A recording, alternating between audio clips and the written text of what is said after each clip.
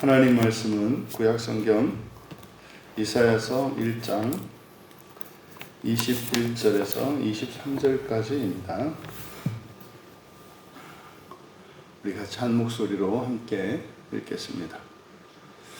신실하던 성읍이 어찌하여 창기가 되었는고, 정의가 거기에 충만하였고 공의가 그 가운데에 거하였더니 이제는 살인자들 뿐이로다. 내 은은 찌꺼기가 되었고 내 포도주에는 물이 섞였도다. 내 고관들은 패역하여 도둑과 짝하며 다 뇌물을 사랑하며 예물을 구하며 고아를 위하여 신원하지 아니하며 과부의 송사를 수리하지 아니하는도다. 아멘. 비참한 도성이라는 제목으로 말씀의 은혜를 나누고자 합니다.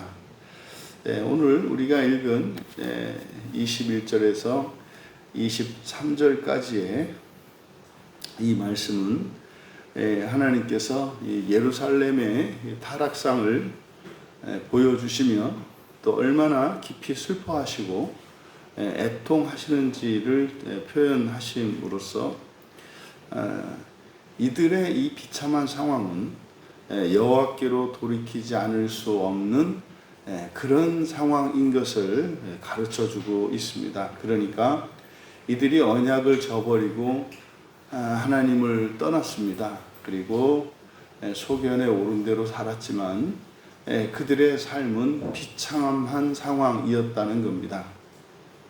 그래서 앞에서 여호와께서 이제 이들이 회개할 수 있는 길을 제시해 주었지만 지금 이들의 상태가 사실은 회개하지 않을 수 없는 그런 상황인 것을 사실은 보여주고, 또 마치 고난 중에 있는 자식을 바라보는 그 어머니의 마음으로 이 말씀을 하고 있습니다.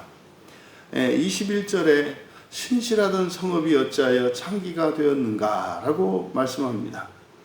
여기서 창기라고 하는 게 뭐겠습니까? 이게 이제 신약 성경에 이제 포르노스와 같단 말이에요. 그러니까 이것은 세속적으로 사람의 몸을 도구로 하는 거죠. 그래서 창기가 바로 이제 몸을, 여자가 자신의 몸을 생계 도구로 삼는 사람을 가리킵니다. 그러니까 어찌하여, 그러니까 예루살렘이, 우리말 성경은 이제 신실하던 성읍 이렇게 되어 있습니다만, 여기는 이제 mid다라고 하는 아만의 수동태 분사로 쓰여 있습니다. 그러니까 신뢰받던 성읍 이렇게 됩니다. 신뢰받던 성읍. 그러니까 하나님이 믿었던 이런 뜻이죠. 하나님이 믿었던 성읍이 이렇게 된 거죠. 그리고 정의가 거기에 충만하였고 공의가 그 가운데 거하였더니 이제는 살인자들 뿐이다. 여기 이제 정의와 공의라고 번역된 이 단어는 앞에 있는 요 정의는 미슈파트입니다. 그래서 미슈파트는 판결하다라고 하는 동사의 명사형으로서 판결 또는 뭐 공의 이렇게 번역될 수 있습니다만은, 성경에서는 이 미슈파트는 모세의 율법의 한 종류를 나타낸다. 그래서 이 미슈파트는 이제 법도로 해석을 해야 합니다. 법도로 해석을 합니다. 이제 법도라고 하는 것은요, 우리가 일상생활을 할 때 지켜야 되는 규칙을 나타내요. 그래서 법도로 가득 찼었고, 이 말은 뭡니까? 이게 법도는 하나님의 법이거든요. 그러니까 일상생활을 하나님의 말씀, 다시 말해 모세의 율법을 따라서 이제 사람들이 살았다는 것을 나타내죠. 그게 법도로 가득 찼었다. 그리고 이제 뒤에 나오는 공의, 이 공의는 체데크입니다. 체데크, 이 체데크는 의죠. 뭐 공의라고 뭐 해도 뭐 무리가 없습니다만, 어쨌든 의라고 하는 것은 바로 누구의 의를 말한다? 하나님의 의를 말한다. 그러니까 예루살렘의 상태가 어떤 상태였다? 하늘의 법을 기준으로 삼고 하나님 되는 것을 목표로 살던 성읍이었다라고 이야기를 한 겁니다. 그런데 그러니까 이 법도와 의를 따라 살아가던 곳, 이것은 뭡니까? 사실은 이제 우리는 알죠. 무슨 말인지. 이게 이제 부활을 목표로, 하나님 나라와 부활을 목표로 살던 사람들, 살던 성읍입니다. 그러니까 이 세상이 아니라 하나님 나라를, 사람이 아니라 하나님의 자녀, 신이 되는 것을 목표로 살아가던 성읍이 예루살렘이에요.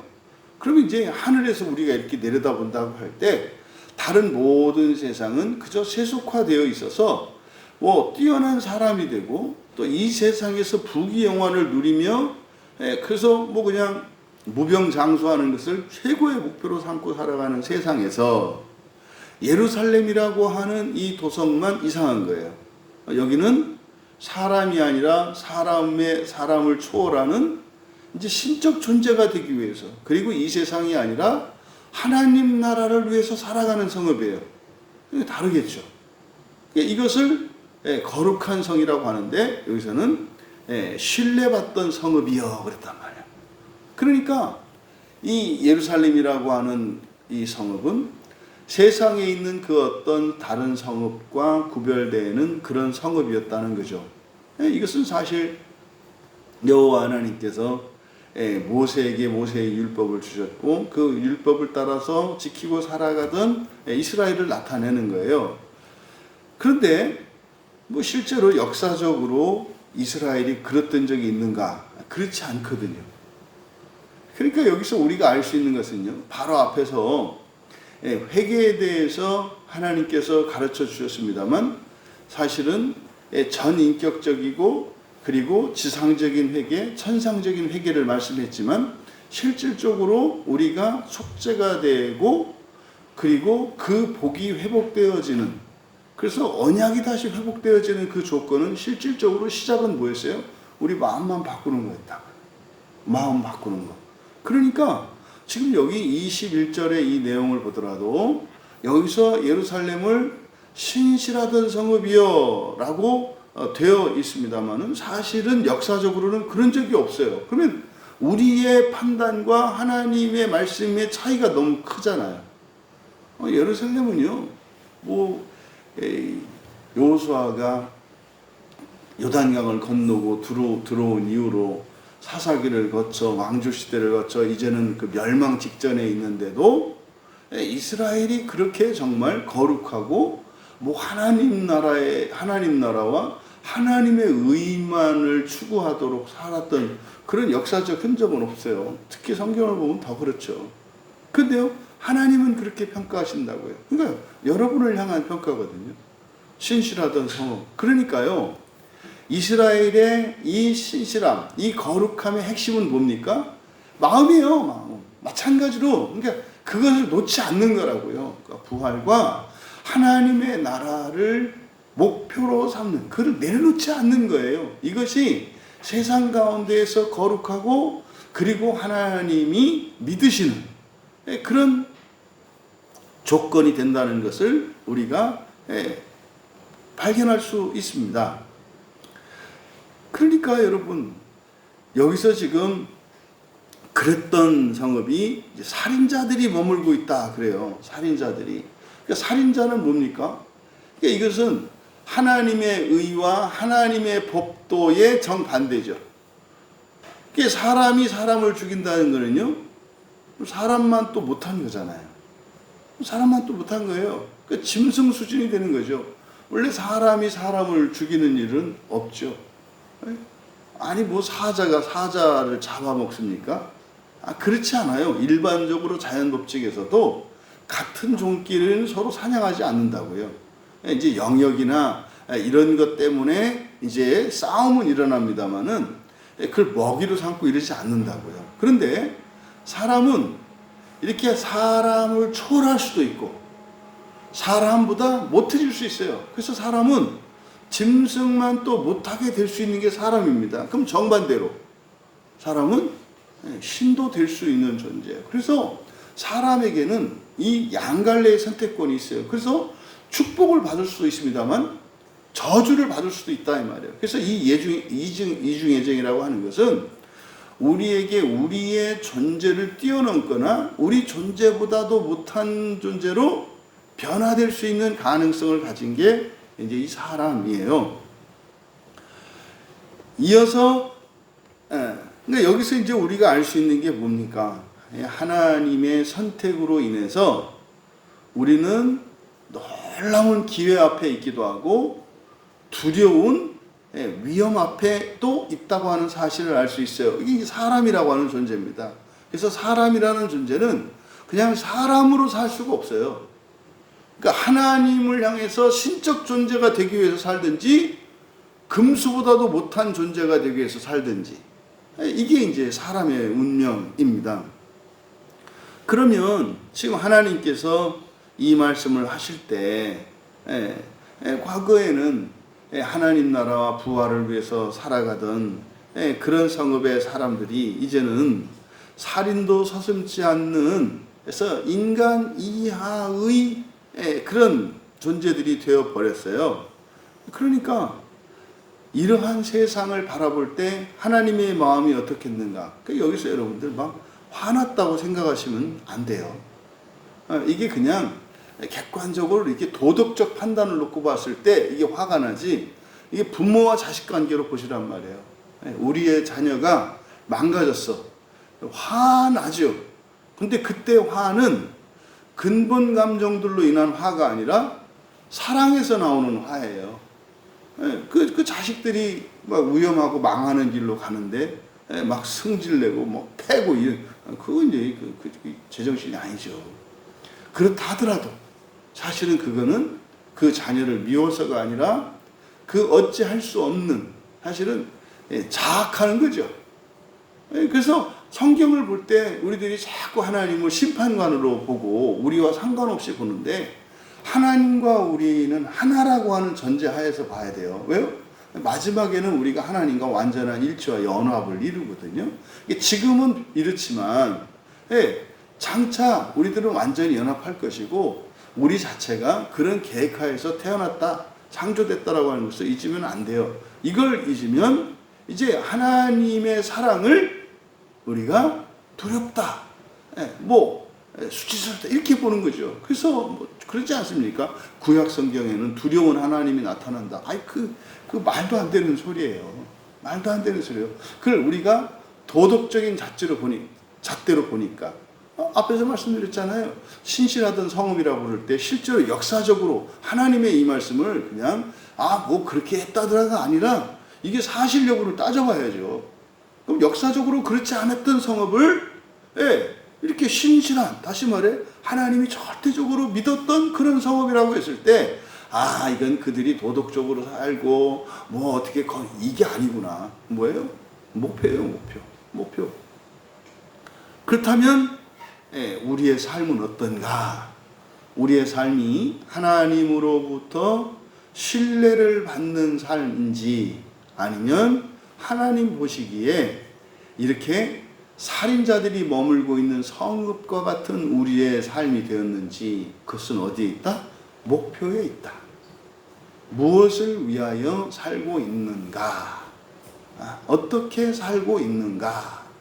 어떻게 중요한 것은 뭡니까? 그 목표를 향하여 살아가는 거예요. 그 목표를 향하여. 그게 뭡니까? 회개의 삶이죠. 회개의 삶이죠. 이어 22절에 내 은은 찌꺼기가 됐고 내 포도주에는 물이 섞였도다. 이건 이제 둘 다 뭐냐면 순도가 떨어진 걸 말해요. 은은 찌꺼기가 되었고 이거는 이제 은에다가 막 모래도 섞고 다른 것도 섞고 그래서요 이게 은이 아니라 이거는 그냥 쓰레기다 이런 뜻이죠. 너무 이게 이제 순도가 떨어지니까. 그럼 순도가 떨어진다는 것은 사실은 무게가 많이 나가잖아요. 은의 순도는 떨어집니다만 무게가 많이 나가서 이게 속여서 파는 거겠습니다만 돈은 많이 벌 거 아니에요. 또 포도주에 물이 섞였다 마찬가지죠. 술에다가 물 타서 파는 저 어릴 적에 보면 이거 뉴스 가끔 나왔어요. 옛날에는 지방마다 이렇게 뭡니까 그 양조장이 있어가지고 그 정부 허가를 받은 양조장에서 술을 담아가지고 팔고, 그럼 이제 아들 딸들이, 저도 이제 그 노란 주전자 들고 양조장 가가지고 막걸리 받을 때 있거든요. 그 양조장 어떤 아저씨는 넘치게 주는 아저씨가 있고, 어떤 아저씨는 아주 칼같이 깎아가지고 이렇게 딱 주는 아저씨가 있어요. 그래서 그 어린 마음에도 그 술 사러 갈 때 그 저 마음 좋은 아저씨를 만났으냐. 왜냐하면 이제 마음 나쁜 아주 그 이렇게 그 모림정하고 그런 아저씨 만나면은 그 막걸리 맛을 못 보거든요. 그래서 넉넉한 아저씨를 주셔야 이렇게 한 모금 마셔도 표시가 안 나서 그랬던 때가 있죠. 근데 그때 종종 뉴스에 나왔어요. 어디 양조장에서 물 탔다더라. 그렇지 않겠어요? 뭐 술량 어마어마한데 거기다가 물 좀 부어가지고 도수를 떨어뜨리면 이제 그 사람들은 돈이죠. 그러니까 여기서 이제 은은 찌꺼기가 되고 내 포도주에는 물이 섞였다라고 하는 것은 이 하나님 나라를 향해서 살아가는 이 도시가 어떻게 해요? 이제 양심도 마비되어 버린 그런 성읍이 되었다는 거죠. 그래서 이 거짓과 이 사기 그리고 탐욕이 들끓는 도시가 됐다는 거죠. 그러니까 이런 이익을 취하기만 하면 수단 방법 가리지 않고 거짓과 사기도 마다하지 않는 그런 성읍이 됐다는 거예요. 그러니까 이건 지금 뭡니까? 수준 이하, 인간 이하의 도시가 된 것을 말하는 거예요. 그러니까 오늘날 이게 예루살렘 뿐입니까? 오늘날도 교회가 타락하고 부패하면은 그래서 세속의 그 어떤 기관보다도 더 부끄럽고 추한 곳이 되는 거예요. 그러니까 하나님의 피조물 가운데 사람이라고 하는 존재가 부활과 타락 사이에 있지 않습니까? 그러니까 이것을 기관으로 적용을 하면 세상에 있는 기관들은 말하자면 이제 동물적 기관이고 존재론으로 볼 때 그럼 이제 교회는 사람에 해당한단 말이에요. 그러니까 교회라고 하는 이 기관은 천상적 기관이 될 수도 있고 지옥의 기관이 될 수도 있다 이 말이에요. 그러니까 이게 축복과 저주입니다. 그러니까 세상에 있는 기관은요 도덕적이고 준법적이고 뭐 이렇게 할 수 있어요. 근데 교회는 어때요? 그것을 뛰어넘든지 그것보다 못하든지, 그러니까 천국을 향하든지 지옥을 향하든지 이렇게 된다는 거예요. 그래서 그리스도인들은 내가 예수님을 믿고 부활을 위하여 살아가는 순간 깨닫는 게 뭡니까? 큰일 날 뻔했구나. 내가 예수님을 믿지 않고 성경을 믿지 않았더라면, 그래서 사람들 앞에 떳떳하게 그리고 내 양심을 따라서 살아가면 된다고 생각했던 그것이 굉장히 무지하고 위험한 일이었구나라는 것을 깨닫게 된다고요. 왜요? 천국을 향하지 않으면, 부활을 향하지 않으면 지옥을 향하는 거라니까요. 그거 왜 그랬습니까? 성경이 우리에게 가르치는 바예요. 사람이라고 하는 것은. 여러분, 공직에 갔어요. 공직에 가면은요, 보통 시민처럼은 못 사는 거예요. 공무원답게 살든지 아니면 범죄자가 된다고요.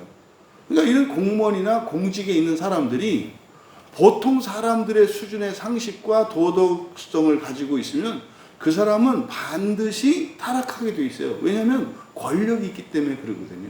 그래서 공직에 있는 사람들, 흔히 말해서 직업에 사자가 붙어 있는 사람들은 보통 사람들처럼 생각하면 안 돼요. 그 사람들 이상으로 이렇게 도덕성과 준법 정신과 그리고 이런 희생 정신이 보통 사람들 이상이 돼야 하는 거예요. 기본적으로 그들이 가지고 있는 어떤 업무 능력이나 이런 자격적 것들은 뭐 당연한 거고, 그뿐만 아니라 그 사람들은 더 높은 수준의 도덕성을 가지고 있어야 한다. 그러니까 저는 우리나라의 뭐 고려 때나 조선 시대 이때에 사람들을 뽑을 때 뭐 다 옳다고는 할 수 있겠습니다만 그 부분을 굉장히 더 우선시하거든요. 사람 대응을 우선시하거든요. 그래서 조금 능력이 좀 떨어지더라도 어차피 이 조직에 의해서 움직여지기 때문에 조직 자체가 개인의 약한 역량이나 이런 것들을 충분히 보완할 수가 있어요. 이게 제도죠. 이게 사실은 그래서 이 공직에 있는 사람들은 중요한 것은 사람 됨됨이가 더 중요한 겁니다. 그런데 어쨌든 이 교회라고 하는 것은 전상적 기관이기 때문에 부활과 하나님 나라의 목표를 잃어버리면은 살인자가 되고, 그리고 양심도 저버리고, 이거는 수단 방법 가리지 않는 교회 역사를 여러분들이 알고 있는 걸 되돌아보시라고요. 그럼 이제 이해가 되는 거야. 뭐 누가 목사가 나쁘고 장로가 나쁘고, 이게 아니라 근본적인 문제는 어디에 있어요? 목표예요, 목표. 목표를 잃어버리면은요, 인간적으로는 너무나 훌륭한데, 이미 그것은 세속화되어 버린 거죠. 그러면 그냥 보통에 있는 세속적인 기관보다도 못한 데가 돼요. 그래서 지금 22절은 양심도 마비되어 버린 성읍이라고 하는 거예요. 이건 우리도 그렇게 될 수 있다는 것을 기억하셔야 합니다. 그러니까 여러분들이 부활과 하나님 나라의 목표를 쥐고 있느냐, 가지고 있느냐, 가지고 있지 않느냐는 하나님으로부터 신뢰를 받고 못 받고, 거룩하고 거룩하지 않고, 소망이 있고 없고를 결정하는 것이라는 것을 여러분들이 기억하셔야 돼요. 그러면요, 앞서서 말씀드렸잖아요. 회개의 조건들, 회개에 대해서 말씀했습니다만 사실은 우리의 마음이 바뀌어. 그러니까 목표를 붙들고 있어. 그러면 거기서 어떤 일이 일어나요. 그래서 우리가요, 점점 완전한 회개에 이르게 되고 부활하게 되는 거죠. 이어 마지막 23절에서 내 고관들은 패역하며 도둑과 짝하며 다 뇌물을 사랑하며 예물을 구하며 고아를 위하여 신원하지 않고 과부의 송사를 수리하지 않는도다. 여기서 이제 고관들이라고 하는 게 지도자지 않습니까? 그러면 지도자라고 하는 사람들은 어떤 사람들이에요? 이 사람들은 하나님의 종으로, 우리 신앙을 기준으로 갖고 보면은 그렇단 말이에요. 하나님의 종으로 세상을 섬기도록, 어떻게 섬겨요? 세상을 깨워서 하나님 나라와 부활로 이끄도록 하는 사명을 가진 게 이 지도자들, 고관들이에요. 그럼 이 고관들에 해당하는 것은 오늘날 누굽니까? 그리스도인들이에요. 그리스도인들, 이들이 사람으로 보면 예루살렘 성이 되고 고관들이 되는 거예요. 근데 이 고관들은 지도자니까 이제 교회 내의 지도자들 이렇게 되겠죠. 그런데 교회 내에선 지도자가 있고, 그러니까 목사가 있고, 성도가 있겠습니다만은 세상으로 놓고 보면 그리스도인 자체가 뭐예요? 왕족 제사장이라고 그랬잖아요.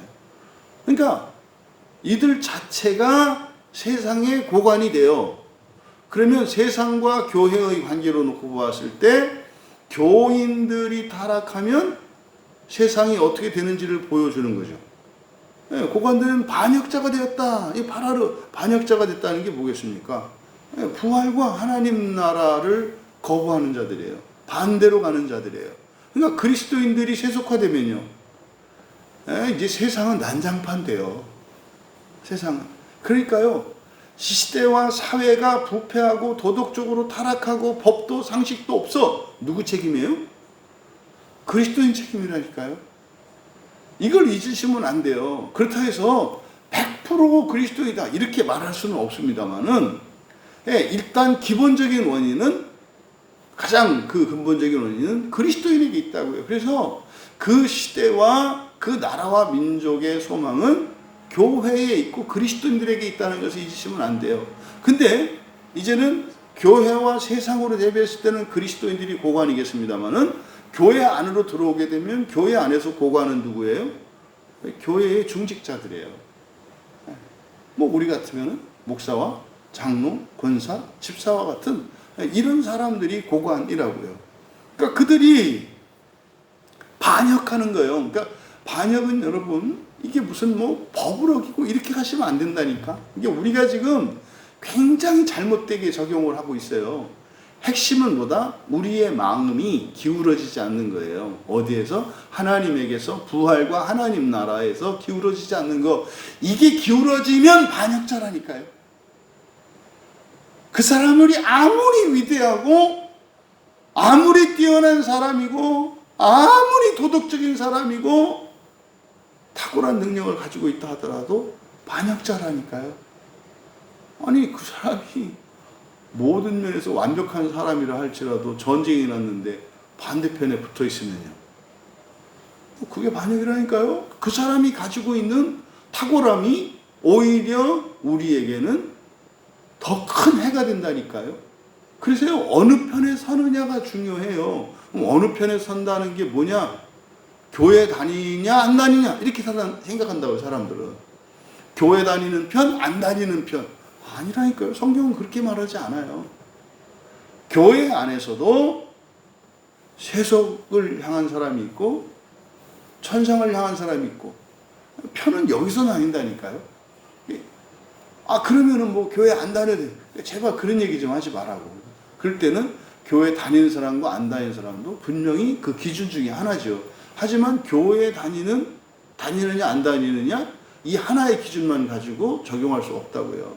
교회를 다녀도 궁극적으로 교회를 다닌다는 것은 사실은 뭐예요? 그러니까 원래 교회를 다닌다 안 다닌다, 예수를 믿는다 안 믿는다, 이거의 기준은 목표에 대한 얘기라고요. 그러니까 원래 교회는 부활과 하나님 나라를 목표로 살아가는 사람들이 사는 곳이에요. 근데요, 지금 이 예루살렘도 이제는 아니라잖아요. 그러니까 오늘날 교회 안에도 하나님 나라를 목표로 살아가는 사람보다 지상을 목표로 살아가는 사람들이 주도권을 쥐고 있고 숫자도 더 많아졌어요, 오늘날. 근데 지금 예루살렘의 이런 비참한 참상이 오늘날 우리 한국 교회 안에 일어나고 있다는 것을 부인했으면 좋겠는데 부인할 수가 없어요. 여러분, 그런 지도자들, 고관들이 반역자들이다. 두 번째는 도둑의 친구들이다. 도둑의 친구라고 하는 건 뭐겠습니까? 도둑질 해오면 그 전리품을 나눠 먹는 놈들이죠. 도둑질 한다는 거죠. 그럼 도둑질 한다는 게 뭐겠어요? 구원하고 섬겨야 될 백성들로부터 착취하는 거죠. 그들을 사리사욕을 채우는 수단으로 삼는 거죠. 또 뇌물을 사랑하고, 뇌물을 사랑한다는 거 뭐겠어요? 돈 주면 안 훔칠게 뭐 이런 거 아니에요. 응? 내가 훔치랴 네가 알아서 조금씩 이렇게 상납을 할래 뭐 이런 거 아니겠어요? 뇌물을 사랑한다는 게. 뇌물이 기껏하게 해서 뭐겠어요? 나한테 도둑 맞지 않기 위해서 내는 뇌물. 이게 뭡니까?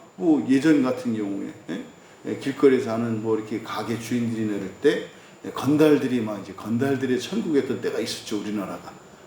건달들이 이렇게 관리한다 그래가지고 가게마다 이렇게 삥 뜯어갖고, 저도 이제 그 포장마차 할 때 삥 뜯겨 와서 알아요. 근데 이 건달만 뜯는 게 아니라 경찰도 뜯어. 그러니까 그나 이나야 이렇게 지켜주는 게 아니라 다 삥 뜯는 사람들이야.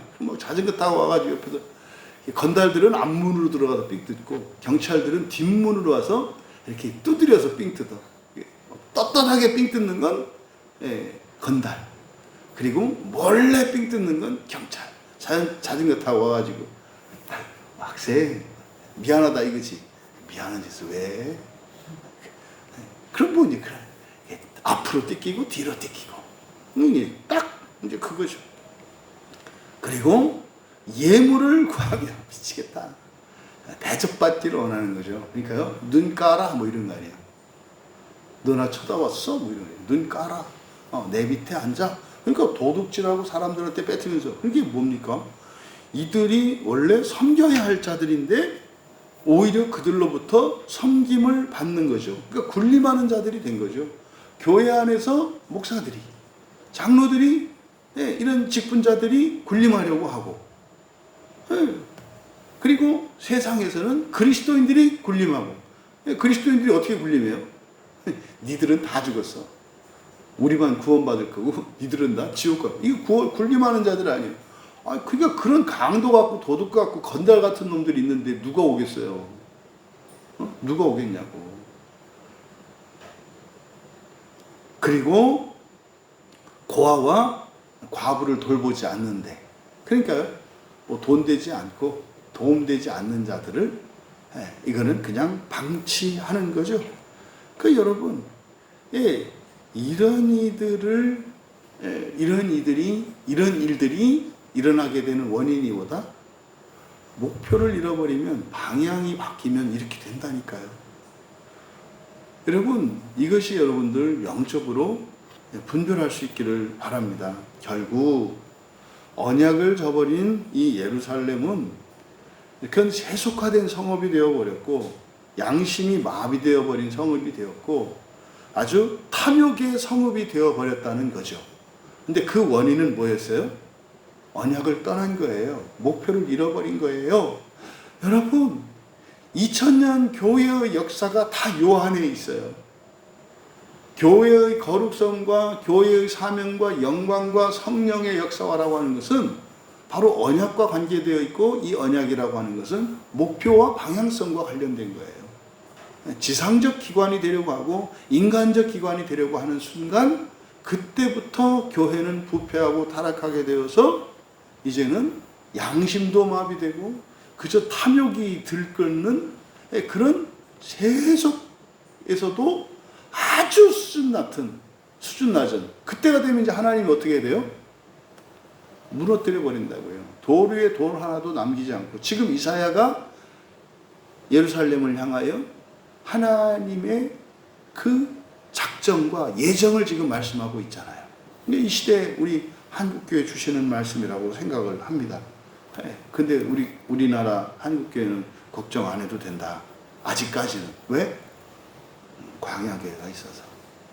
물론 또 있겠죠. 근데 저는 어쨌든 우리 광야교회 내가 확실히 아니까. 그러니까 아직까지는 우리나라 전체에 대한 소망이 있다. 그래서 마지막까지 우리가 등불을 밝힐 수 있었으면 좋겠다.